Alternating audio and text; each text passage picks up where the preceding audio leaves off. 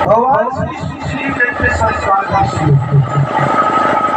और इसलिए ऐसे पांचवा वरदान कलियुग ने स्वयं मांगा। बोले हमें स्वर्ण में सोने में स्थान मिल जाए। काहे में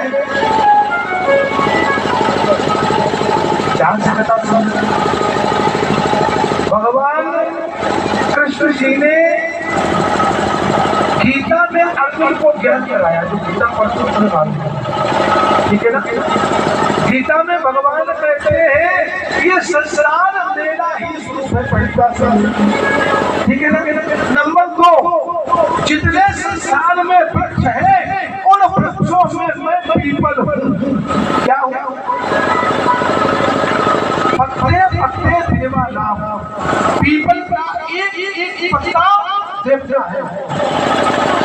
इसीलिए पीपल के वृक्ष को जो स्पर्श करता है उसके सारे दूर हो जाते हैं।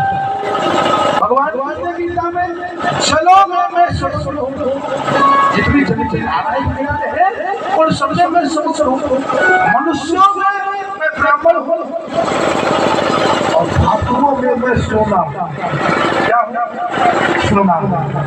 इसीलिए सोना पहना जाता है, क्योंकि जो लोग सोना पहनते हैं उनके साथ हमेशा नारायण रहता है। लेकिन यहाँ परिस्थिति को बर्बाद कर दिया। तो नारायण बात, लेकिन परिस्थिति ने गलत कर दिया। क्या कर दिया? बोले तुम्हारा भी सोने में बात।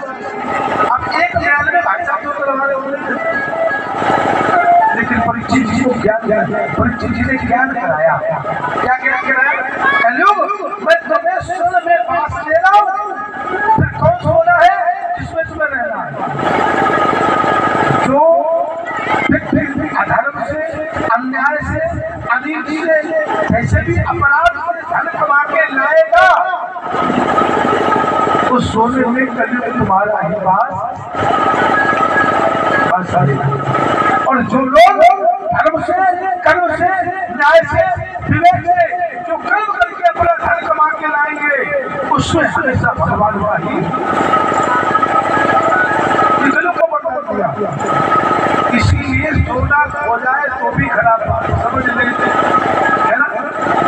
अगर आपके पुलिस से अंगूठी खो गई, आप भरोसा रखिए आपके घर से भगवान चला गया, क्योंकि सोने में ही भगवान है ना। और अगर आपको कोई सोना पड़ा मिल गया तो ये समझना क्या भगवान मिल गया?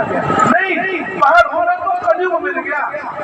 अधिकार सुनो, जो मेरा अधिकार नहीं है वो धन हम लाएंगे तो उसमें पाप ही आएगा, उसमें कभी कोई होने वाला है। अगर सोना पड़ा मिल जाए आपके घर में कलयुग आएगा, कलेश होगा, तुम आएगा, पत्ती आएगी, मतलब 10,000 घोड़े लाए तो लाख बताने मिल जाएगा। ये हम के लिए सांस पैदा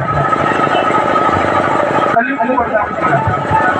चले गए धरती जितने कर्म में लगते, लेकिन वही बड़ी चीज ये मुकुट धारण किए हुए। कौन सा मुकुट? जो जरासंध का है।